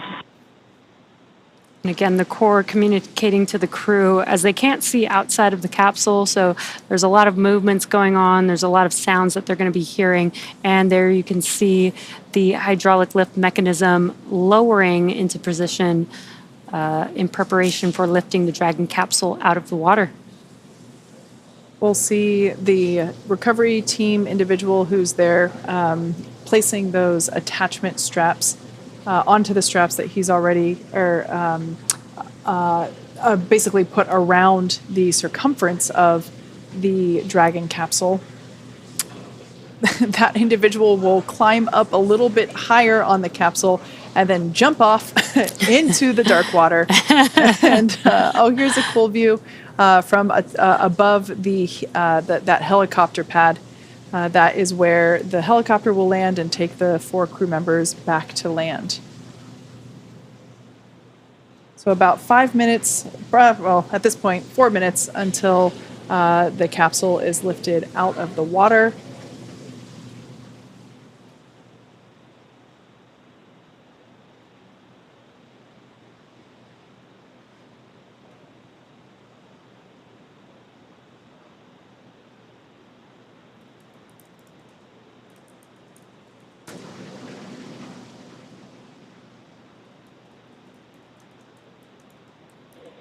Dragon SpaceX, brace for capsule lift. There they go. Yeah, SpaceX, we're bracing. It's probably warm water, Kate. Yeah, you know what? Sea creatures love warm water too, in my head. They're not going to hurt you. We can see the Dragon capsule now coming out of the water. Our first view of that well-loved heat shield at the bottom of the Dragon resilience vehicle. Dragon now completely out of the water and will be lowered onto that cradle there.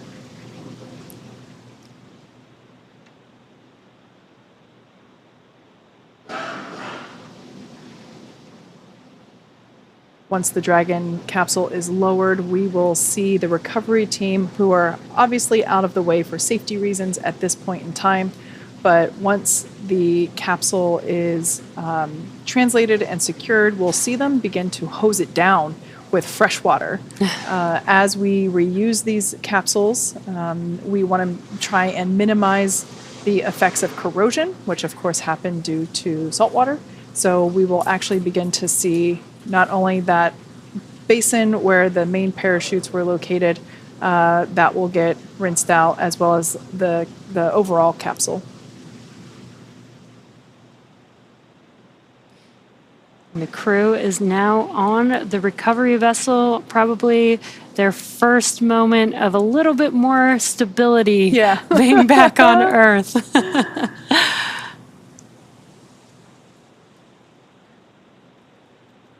Again, what will happen next is once the Dragon capsule is fully seated in the nest, and we'll remove all the rigging from the capsule, that will then translate that capsule and move it forward to a platform. Dragon SpaceX, welcome aboard the recovery vessel. Recovery personnel are completing final checks. Stand by for translation to the egress platform. Copy that, SpaceX. Standing by. All right, great news there. And it looks like actually the estimation for lift was we completed it 2 minutes early. So like I said, it's a pretty efficient operation.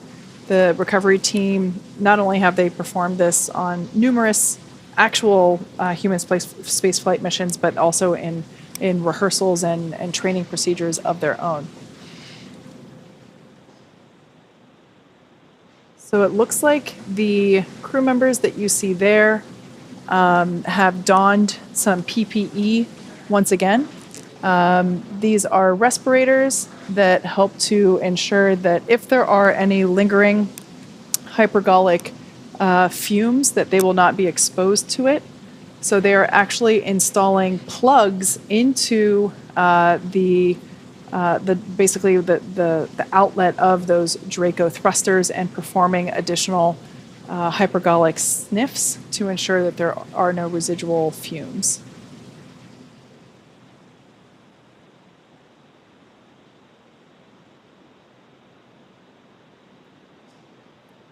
Once they install all of the necessary Draco plugs, they will continue with a final round of detection checks. And Dragon SpaceX, looking for your okay to come on board with cameras.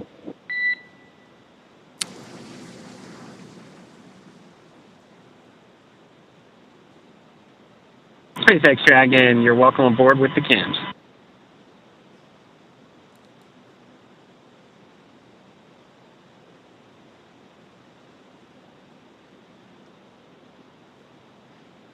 SpaceX copies.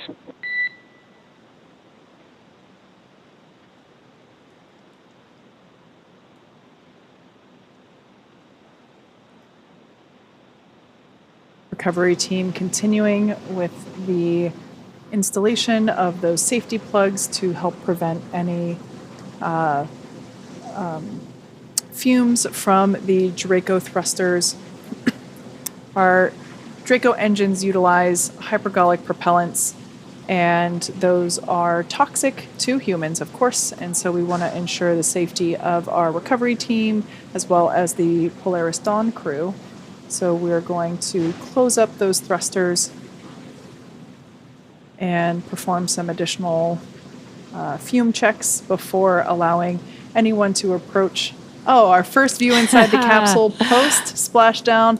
Got some happy faces, visors up, and then seatbelts on. Yeah. The classic kid thumbs up. Yes, I love it. Yep. I've actually been following along with I've been following along with the procedures that they have on their tablets. They're located on their legs, and it's actually written into their procedure to remain seated and restrained, just in case if anybody inside was feeling daring. They are still required to keep all hands inside the ride at all times. Yeah, that is actually very important. They have been out in space for 5 days. They don't have gravity, forcing their muscles to be working the way that we utilize them here on Earth. So it is important that when they do take their first steps, that we have some of the crew and the medical team there to support them in case they need any help. Absolutely. Again, it's only been 5 days. The Inspiration 4 crew did 3 days, and they were able to pretty easily walk out of the capsule, but we'll see how this crew does back on gravity. Yeah. Everyone seems to be pretty calm and collected and just chilling out as they await for the Dragon capsule to be translated. Looks like that should be happening just in the next couple the next couple of minutes as the recovery team completes their safety installations and removing some harnessing connections. That nest that the Dragon capsule is in will move toward the forward end of the vessel, where there is basically in the central part of the vessel there is a deck where SpaceX crew members are standing by, and as Jesse said, will be able to assist the astronauts if necessary to get out of the capsule or egress, as we say.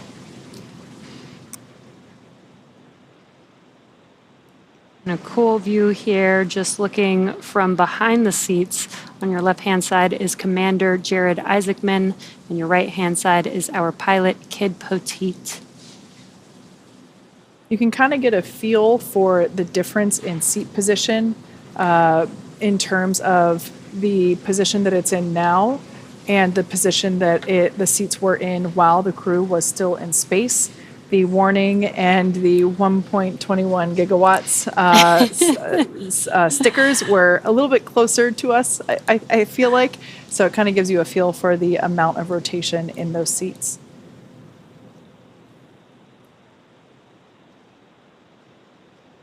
Pretty cool to be able to see the same displays that the crew utilizes while they were in flight.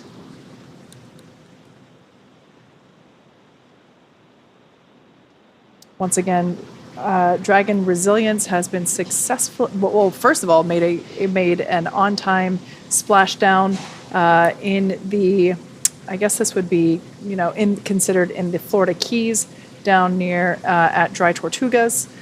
And they had a pretty quick recovery out of the water. They are now on the recovery vessel and standing by for the final preparations performed by the recovery team prior to basically opening that side hatch. Once again, this will be the first time that the Polaris Dawn crew will have fresh air. It'll be fresh, salty, fishy air, but fresh air nonetheless. And there we can see the Dragon capsule now being moved toward the central part of the ship. You can see there.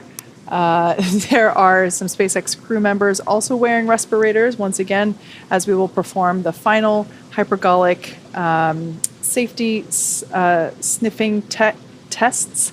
As I mentioned earlier, beginning to spray the Dragon capsule down with fresh water to try and rinse that salt water off of the metallic components.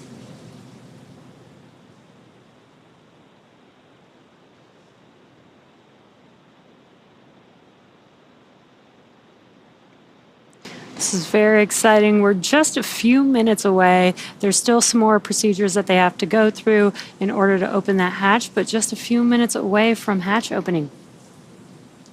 And again, the first person that will meet them will be the flight surgeon who will enter the capsule and make sure that the crew is feeling good and ready to exit their seats.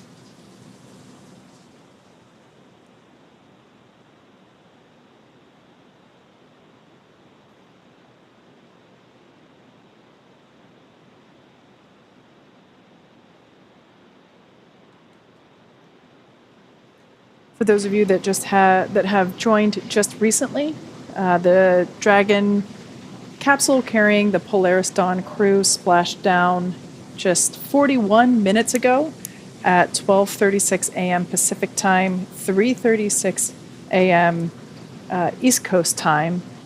And here we are 40 minutes later. Pretty quick operations by the recovery teams in terms of getting over to where the capsule landed, getting the parachutes out of the water, and adhering the required straps, and ultimately lifting the Dragon capsule up onto the recovery vessel, as we just saw a few minutes ago. Right now, the recovery team outside of the Dragon capsule, like I said before, spraying down the capsule with some fresh water. Dragon SpaceX, stand by for side hatch opening and egress. All right, good news there. Copy that, SpaceX. We're standing by. Looks like those safety checks were quick and successful as everyone has doffed their respirators.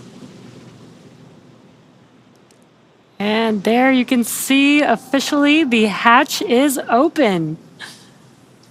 I just heard cheering from a distant part of the building. I have a feeling that came from the Dragon teams at their computers. That was pretty cool.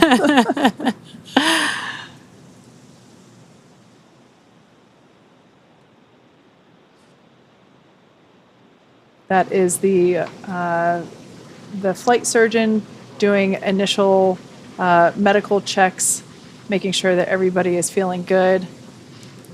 I have a feeling by his smiling face, he's getting 4 smiling faces in return.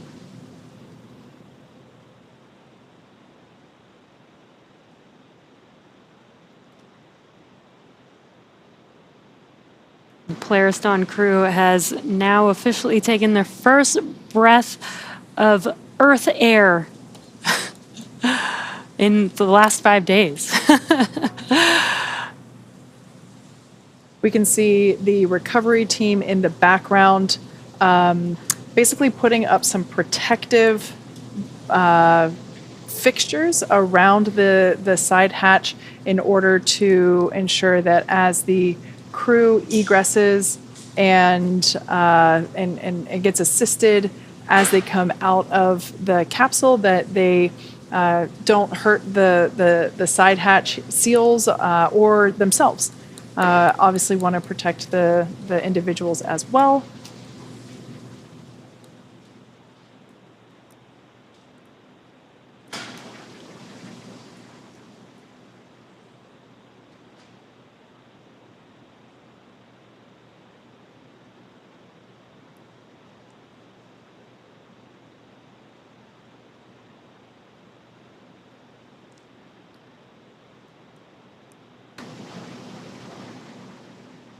And super exciting, we can see that the crew is now prepping the Dragon capsule for the crew egress.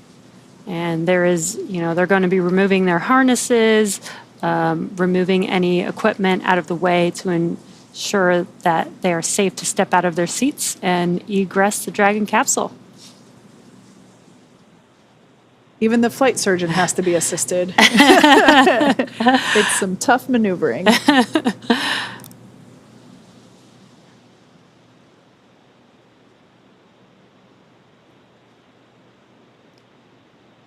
So we'll start to see the footrests. The recovery team will come in, and there is our Polaris Dawn crew. Our first live view with the side hatch open, fist pumps, thumbs up. I'm sure if we had audio, there would be some cheers as well.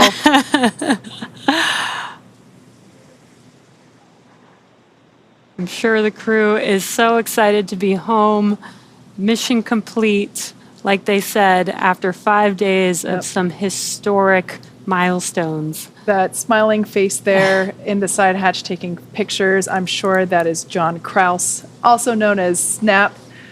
He is I believe the content director for the Polaris Dawn program. I'm sure it's an exciting moment to be able to capture, both with video and photo, the smiling faces of the crew members. Now we can see some SpaceX crew members, recovery team, they'll come in, they will start to remove the footrests at the bottoms of each seat. That will help give a little bit more moving room, or I should say area to for folks to get in and help our 4 Polaris Dawn astronauts get out a little bit easier.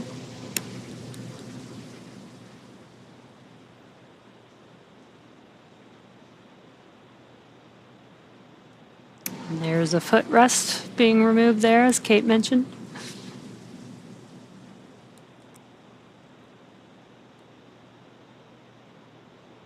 Fun fact about those footrests, they are custom sized for each astronaut, as well as the armrests. So each armrest and footrest basically comes in like a small, medium, or large option, and depending on, excuse me, the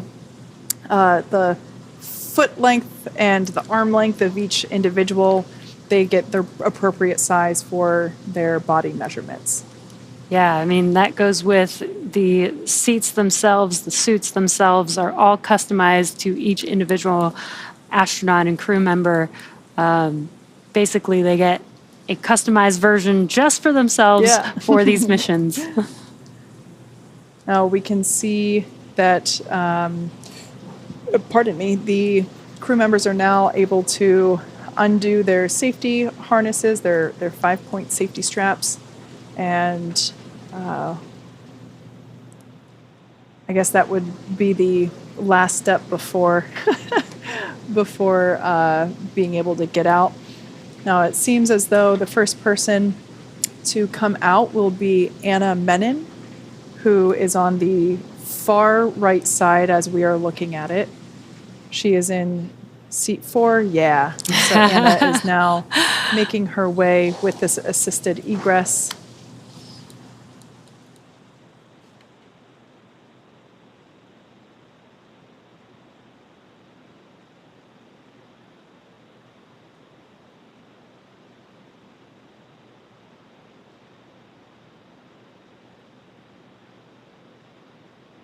Mission Specialist Anna Menon. There she is. Fellow SpaceXer. Yes. So happy. I love this. So excited. Welcome back to Earth, Anna.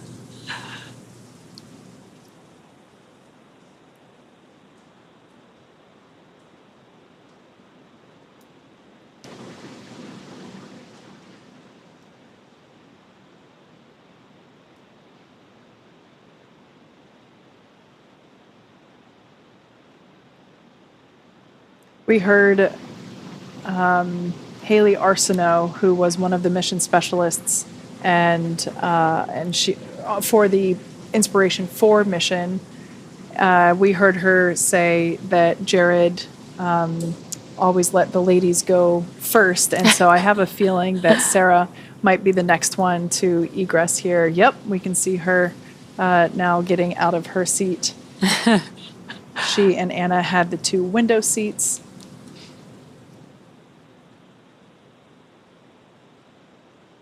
SpaceX team assisting her to make sure that she doesn't hit the side hatch in any way. So much excitement. Our second SpaceXer to fly in space, mission specialist Sarah Gillis, back on Earth.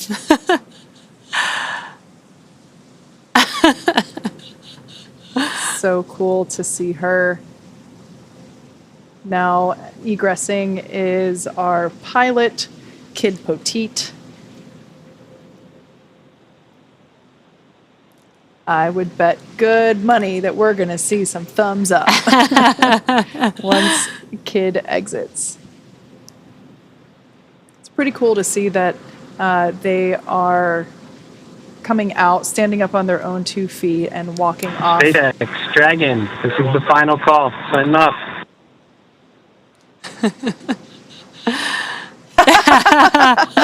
Some dance moves. That's pretty great. I think that move should be added to the required choreography for human spaceflight missions. You know, we have the astronaut lean back when they approach their rocket on launch day. The kid shuffle, I think, should be the next one for post egress.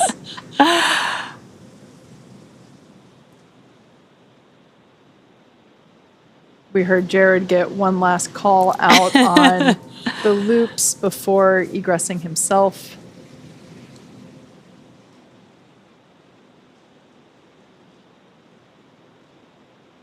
And the final Polaris Dawn crew member egressing Dragon Resilience, Commander Jared Isaacman.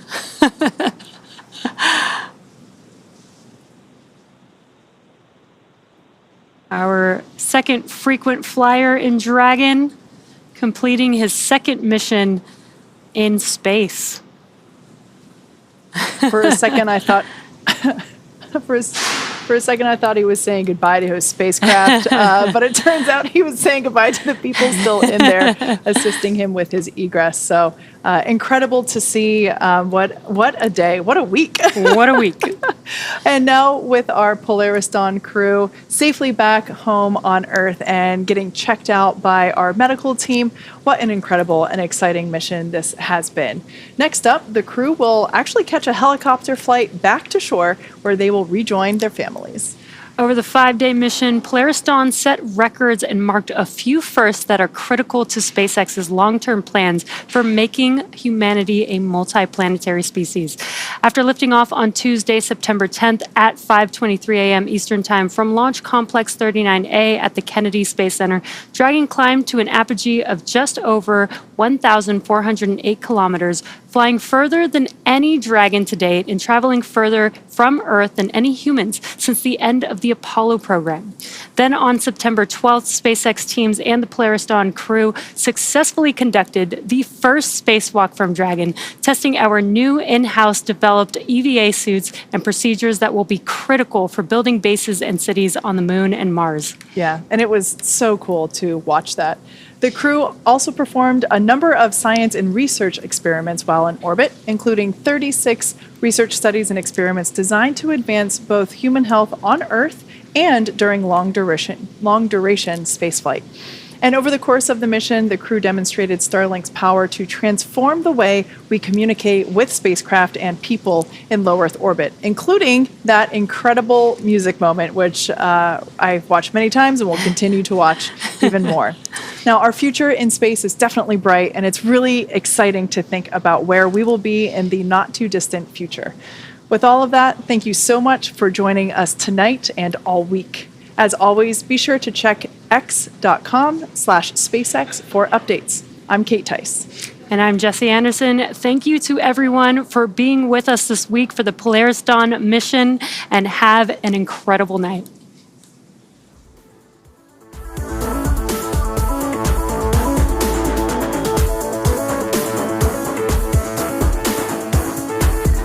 朋友都知道我是很挑剔的。